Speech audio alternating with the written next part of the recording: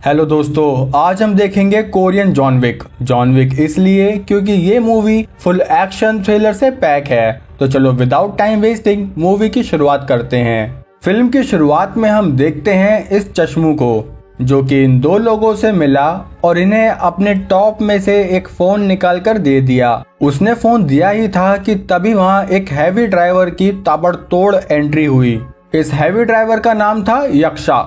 यक्षा ने उन लोगों से वो फोन छीन लिया, साथ ही उनकी कार को। इतने में ये चश्मू भैया वहां से भाग निकला। अब यक्षा उसका पीछा करने लगा, लेकिन जीप की वजह से उसे बीच रास्ते में ही रुकना पड़ा। और इतने में चश्मू भैया ने अपने फोन और सिम दोनों तोड़ दी। थोड़ी ही आगे यक्षा ने आकर उसे दबोच लिया और मारते हुए पूछने लगा, तुमने मुझे धोखा क्यों दिया? उस आदमी ने अपना मुंह नहीं खोला, इसलिए यक्षा ने उसका सर ही खोल दिया।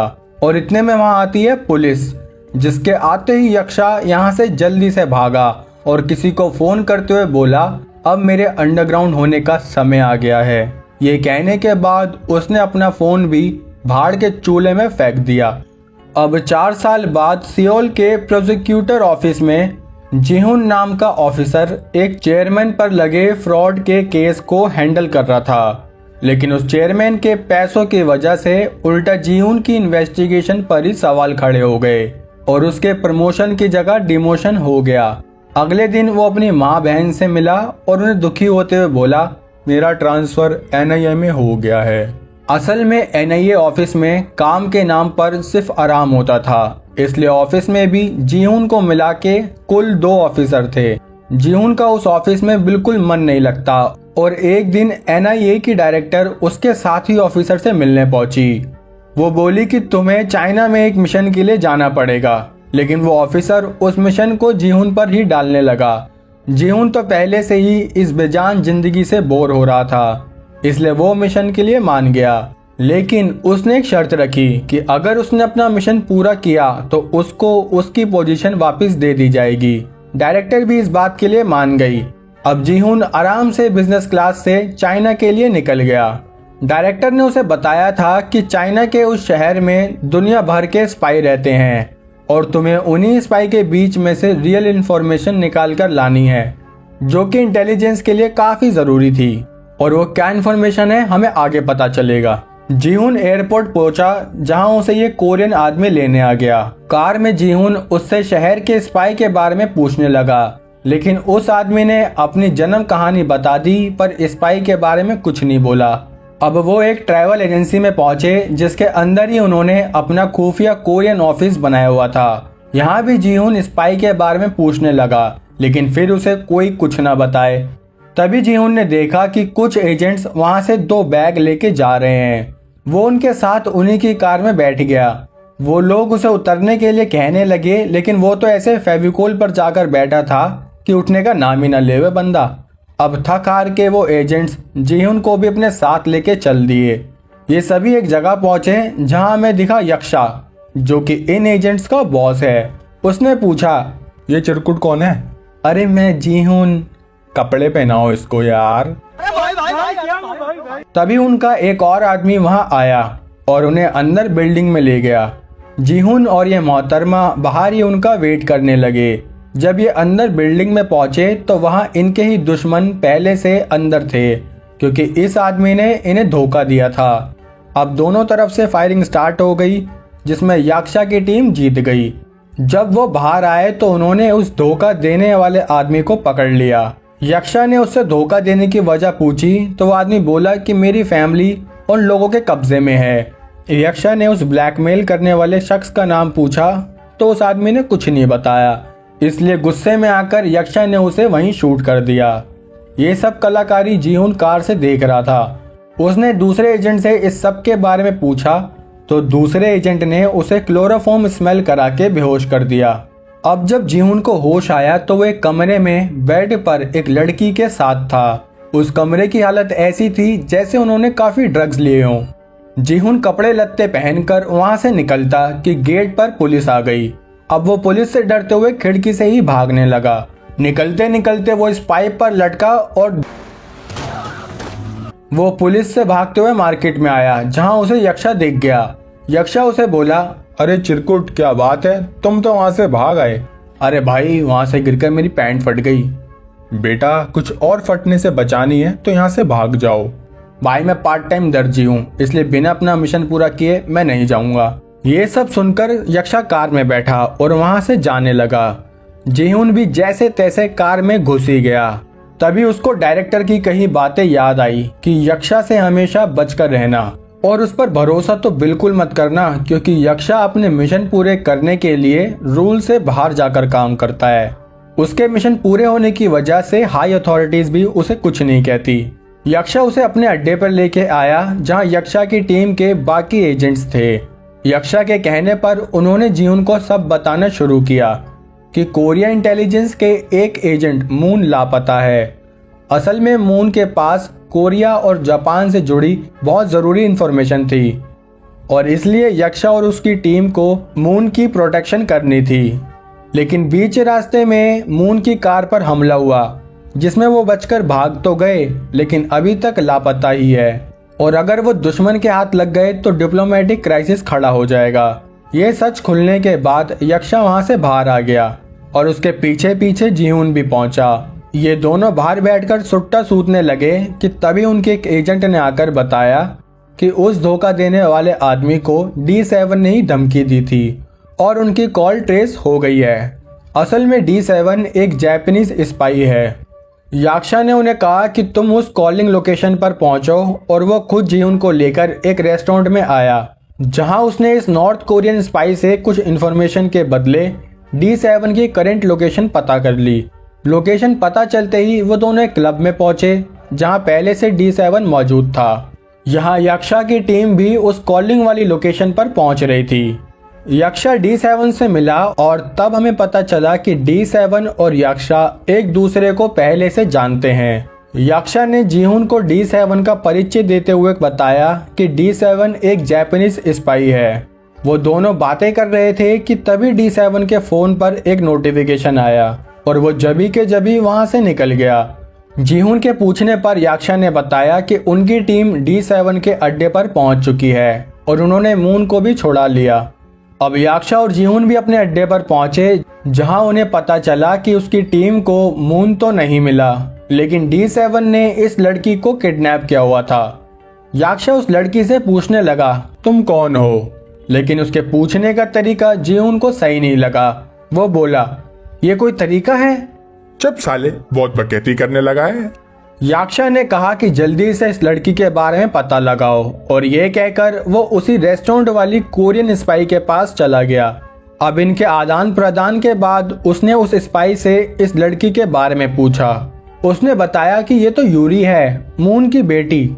यहाँ बाकी एजेंट सच्चाई पता करने के लिए यूरी को इलेक्ट्रिक शॉक देने वाले थे, लेकिन जीहुन उसे बचाने के लिए एजेंट से ही लड़ने लगा। जिस बीच यूरी ने पिस्तौल उठाई और वहां से जीहुन के साथ भाग निकली, लेकिन बीच रास्ते में ही उसने जीहुन को कार से उतार दिया। इस जगह जीहुन को ये 20 साल की रानू मोंडल मिली, जो अपने लौंडे लपाड़ों के साथ थी। वो जीहुन के पास आई और आज रात के लिए पूछने लगी, लेकिन बेचारे जीहुन को अभी अभी यूरी ने धोखा दिया था, तो वो ये पाप कैसे करता। इसलिए इन लोगों ने ही उसके साथ पाप कर दिया। ये सब कलाकारी चली रही थी कि पीछे से यक्षा आ गया। उसे देखते ही ये सारे ऐसे हो गए जैसे इनके सगे भाई का बाप आ गया हो और वहां से चुपचाप चले गए। तभी यक्षा ने जीहुन में भर के एक लात मारी और मार मार के उसके अंजर पंजर हिला दिए। वो लड़की कहाँ है? मालिक, वो तो भाग गई। अब ये दोनों एक वैन में आए, जहां बाकी एजेंट्स यूरी को ट्रैक कर रहे थे, क्योंकि उन्होंने उसकी बॉडी पर ऐसा लिक्विड लगाया था जिससे वो उसे 18 घंटे तक ट्रैक कर सकते थे। उन्होंने यूरी की लोकेशन ट्रैक करी और आज तक से भी तेज स्पीड में उसकी लोकेशन पर पहुंच गए। उसकी लोकेशन उन्हें एक रेजिडेंशियल बिल्डिंग के पास ले आई। जब वो बिल्डिंग में चेक करने लगे तो उन्हें यूरी नहीं बल्कि मून मिला, जिसके पेट में गोली लगी हुई थी। असल में ये उन सब के लिए एक जाल था, क्योंकि जब वो ये सब देख ही रहे थे तभी जीहुन ने आकर बताया कि पुलिस आ चुकी है और मून के मर्डर का शक अब यक्षा और उसकी टीम पर ही होगा। यक्षा ने मून से वो इन्फॉर्मेशन मांगी, लेकिन मून ने कहा कि उसका कोई फायदा नहीं, बस मेरी बेटी को जापानीज स्पाई से दूर रखना। अब वो लोग वहां से भागने लगे। भागते भागते इनकी पुलिस से भी फाइट हुई, जिसमें काफी पुलिस वालों को इन्होंने मार गिराया। जीहुन और एजेंट गर्ल वैन के पास पहुंचे, जहां लड़की तो आसानी से कूद गई, लेकिन जीहुन की वहां से कूदने में फटने लगी। पर जैसे ही उसको पुलिस ने कवर किया, अपनी जान बचाने के लिए वो वैन पर कूद गया। वैन में यक्षा को उनके खबरी ने बताया कि पुलिस उनकी नकली ट्रैवल एजेंसी में चेकिंग कर रही है, इसलिए उन्हें अपना दूसरा अड्डा खत्म करना पड़ेगा, क्योंकि पुलिस वहां भी चेकिंग करने पहुंचने वाली होगी। इसी रीजन से उन्होंने अपना दूसरा अड्डा भी उड़ा दिया। जीहुन ने यक्षा से कहा कि आखिर मून को पकड़ने का तुम्हारा असली मकसद क्या है? क्या वो तुम्हें पैसे देने वाला था? क्योंकि मुझे जितना पता है तुम पैसों के लिए कुछ भी कर सकते हो। यक्षा ने कहा, जरूर तुम्हें किसी ने मेरे खिलाफ भड़काया है। और तभी उसको D7 का फोन आ गया, जिसने कहा कि तुम्हें मेरी चीजें नहीं लेनी चाहिए थी, जिसका अंजाम अब तुम भुगत रहे हो। यक्षा समझ गया कि ये सब D7 ने ही किया है। D7 बोला कि सुबह तक तुम्हारे लिए एक वांटेड नोटिस जारी हो जाएगा, क्योंकि तुमने एक गवर्नमेंट ऑफिशियल मतलब मून को मारा है। अब अगले ही दिन यक्षा अपनी टीम को एक सेफ जगह लेके आ गया, जहां उसकी टीम ने जीहुन को बताया कि यक्षा ने जिस पैसे का घोटाला किया, वो सारा पैसा उसने शहीद हुए एजेंट्स की फैमिली को दिलवा दिया था, जिसका हेडक्वार्टर्स को बाद में पता चला और उन्होंने इस मामले को रफा दफा कर दिया। यहाँ यक्षा से मिलने उनका खबरी आया और बताने लगा कि इस देश से भागने के लिए उसने प्लान बना लिया है, लेकिन यक्षा कंट्री छोड़कर जाने को तैयार नहीं था। उसने उस एजेंट को कहा कि वो देश छोड़कर भाग जाए, लेकिन उस एजेंट ने भी जाने से मना कर दिया। यहाँ यूरी को D7 अलग ही लेवल पर टॉर्चर कर रहा था, लेकिन यूरी ने उसे उस इंफॉर्मेशन के बारे में कुछ नहीं बताया। यक्षा को खबर लगी कि D7 के एजेंट्स यूरी को जापान के एम्बेसी में ले गए हैं। यक्षा ने कहा कि हम एम्बेसी पर अटैक करके यूरी को वापस लाएंगे, और इस बात पर जीहुन हंसने लगा कि तुम्हें पता है ना, एम्बेसी पर हमला मतलब हम क्राइम कर रहे हैं। तब यक्षा ने बताया कि आज से 4 साल पहले जापानीज स्पाई तो कोरियन एम्बेसी को जलाने ही वाले थे, क्योंकि वो लोग नहीं चाहते थे कि नॉर्थ कोरिया और साउथ कोरिया के बीच सुलह हो जाए। वो जानते थे कि अगर दोनों कोरिया एक हो गए तो वो जापान से भी ताकतवर हो जाएंगे। यही हमारा 4 साल पहले वाला सीन था, जहां यक्षा ने जापानीज स्पाई को मारा था, और मून के पास वो इन्फॉर्मेशन है जिससे इन स्पाई का खुलासा हो जाएगा। इसलिए जापानीज एजेंट्स मून को मारना चाहते थे, और अब वो इन्फॉर्मेशन उसकी बेटी यूरी के पास है, इसलिए वो सब अब उसकी बेटी को किडनैप करके बैठ गए हैं। तो उन्हें हर हाल में यूरी को छुड़ाकर लाना ही होगा, और अब आएगा मजा इनकी फाइट में। यक्षा की टीम ने जापान के एम्बेसी पर चूहों की बारिश कर दी। वो चूहे छत से एम्बेसी में गिरने लगे, जिसकी वजह से वहां हलचल मच गई। एम्बेसी वालों ने अब पेस्ट कंट्रोल को फोन किया, और पेस्ट कंट्रोल करने पता है कौन आए? नहीं दोस्तों, पेस्ट कंट्रोल करने पेस्ट वाले ही आए, क्योंकि यक्षा की टीम ने अंडरग्राउंड टनल से एंट्री ले ली। उन्होंने वहां यूरी को छुड़ाया और साथ ही इन जापानीज एजेंट से लड़ने लगे। यहाँ ये सब इन एजेंट्स को संभालने लगे, और हमारा जीहुन फिर से यूरी को लेके पेस्ट कंट्रोल की वैन में ही निकल गया। उस लड़की ने जीहुन को बताया कि एक मिशन में वो अपने डैड की मदद कर रही थी। उस मिशन में मून को लगा कि वो नॉर्थ और साउथ कोरिया के लिए काम कर रहा है, लेकिन असल में उसके काम से सिर्फ जापान को मदद हो रही थी। इसलिए उसके डैड ने सब सही करने का फैसला लिया। उन्होंने एक स्पाई लिस्ट बनाई, जिसमें सारे सोर्स, फंडिंग, ऑपरेशन सब कुछ उस लिस्ट में शामिल है, और अगर वो लिस्ट कभी बाहर हुई तो जापानीज स्पाई के लिए खतरा खड़ा हो जाएगा। इसलिए D7 और उसके एजेंट्स उस लिस्ट को किसी भी तरह डिस्ट्रॉय करना चाहते हैं। जीहुन ने पूछा कि तुम्हें पता है वो लिस्ट कहाँ है? यूरी ने उसे कोई जवाब नहीं दिया। अब सीन D7 पर आया, जिसे पता चल गया था कि यक्षा उसके साथ कांड कर चुका है। उसने अपने सारे एजेंट से जीहुन और यूरी की लोकेशन पता करने को कहा। यहाँ जीहुन यूरी को लेकर वही 20 साल वाली रानू मंडल के पास आया और बोला कि मुझे यक्षा ने भेजा है और उसे छिपने के लिए एक जगह चाहिए। उस रानू मंडल ने उन्हें एक रूम दे दिया। रूम में आने के बाद यूरी ने बताया कि वो लिस्ट चिली की एक यूनिवर्सिटी के डाटाबेस में है, जिसको सिर्फ वही ढूंढ सकती है। अब जीहुन ने यहाँ से निकलकर यक्षा को कॉल करी उसने बताया कि यूरी ने लिस्ट के बारे में सब बता दिया, लेकिन उसने ये सब कुछ NIA की डायरेक्टर को भी बताया था और तभी उनकी ट्रैकिंग शुरू हो गई, जिसका मतलब कि हमारे बीच कोई खबरी जरूर है। उसने ये कहा ही था कि तभी उसके खबरी ने याक्षा पर शूट कर दिया।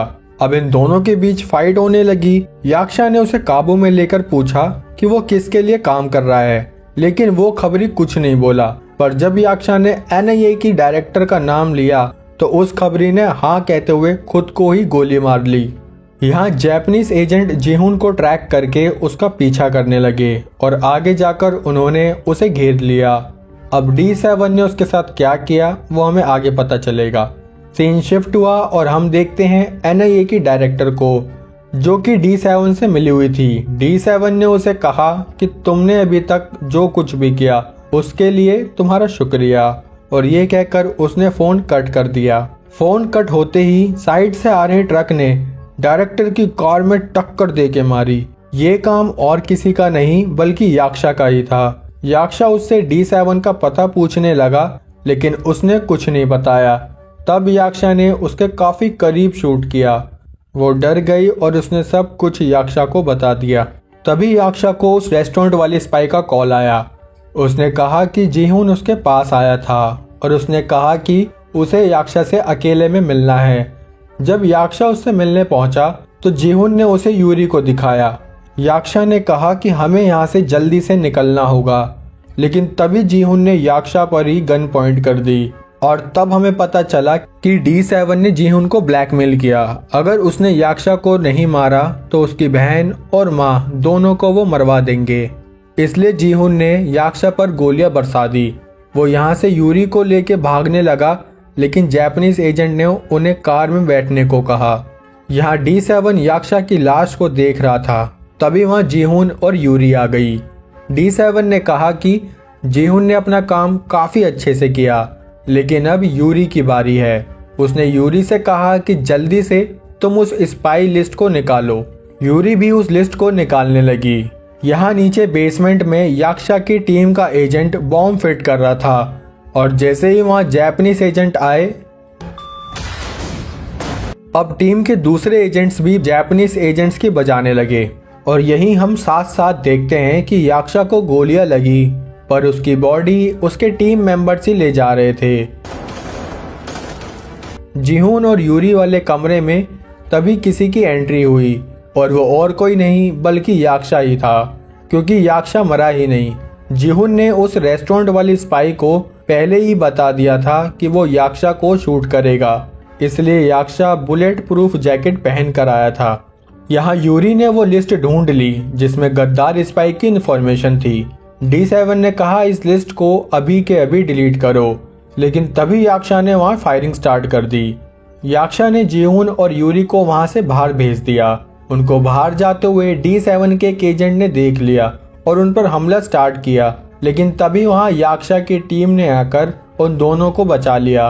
अब वो अंदर याक्षा की मदद करने जाने लगे, लेकिन तभी वहाँ एक जोरदार ब्लास्ट हुआ। सब लोग पीछे हट गए, लेकिन जीहुन आग में कूदकर ही याक्षा के पास पहुंचा। जब जीहुन वहां पहुंचा तो D7 याक्षा को मारने वाला था। उसने कहा कि अपनी बंदूक गिरा दो, लेकिन D7 ने जीहुन पर ही शूट कर दिया और जाकर वो स्पाई लिस्ट को डिलीट करने लगा। उसने जैसे ही वो स्पाई लिस्ट डिलीट करी, वो डिलीट होने की जगह कहीं ट्रांसफर होने लगी। तब जीहुन ने बताया कि इस फाइल की सेटिंग ऐसी थी कि अगर कोई इसे डिलीट करेगा तो ये लिस्ट हर कंट्री की टॉप इंटेलिजेंस के पास ट्रांसफर होना शुरू हो जाएगी। D7 जल्दी से इस ट्रांसफर को रोकने लगा, लेकिन अब कोई फायदा नहीं था। याक्षा ने उसे पकड़ा और बजाना शुरू कर दिया। अब उनके बीच भयंकर फाइट शुरू हुई, जिसमें D7 के हाथ में गन आ गई। तभी जीहुन ने याक्षा के पास गन फेंकी और याक्षा ने D7 का काम तमाम कर दिया।